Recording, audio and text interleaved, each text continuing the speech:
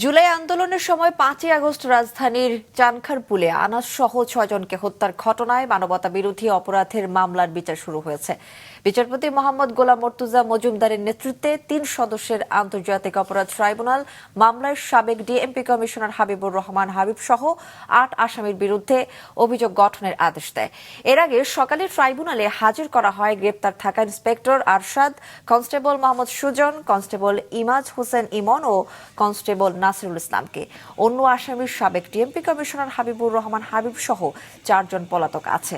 ট্রাইব্যুনালে বিচার শুরু হওয়া দ্বিতীয় এই মামলায় 10ই আগস্ট সূচনা বক্তব্য ও 11ই আগস্ট সাক্ষ্য গ্রহণের দিন ধার্য করা হয়েছে। দুই পক্ষকে শুনানি অন্তে আজকে আন্তর্জাতিক অপরাধ ট্রাইব্যুনাল 1 এই 8 জন আসামির বিরুদ্ধে আনুষ্ঠানিকভাবে অভিযোগ গঠন করেছেন। আজকে তাদেরকে সময় দেওয়া হয়েছে প্রস্তুতির জন্য। আগামী 10 আগস্ট তারিখে প্রসিকিউশনের পক্ষে আনুষ্ঠানিক যে অভিযোগের পরে যে ওপেনিং স্টেটমেন্ট বলে সেই স্টেটমেন্টের জন্য দিন ধার্য করা হয়েছে এবং 11ই আগস্ট থেকে এই মামলার আনুষ্ঠানিক সাক্ষ্য গ্রহণ শুরু হবে এবং সেই দিন প্রথম সাক্ষ্য গ্রহণ অনুষ্ঠিত হবে।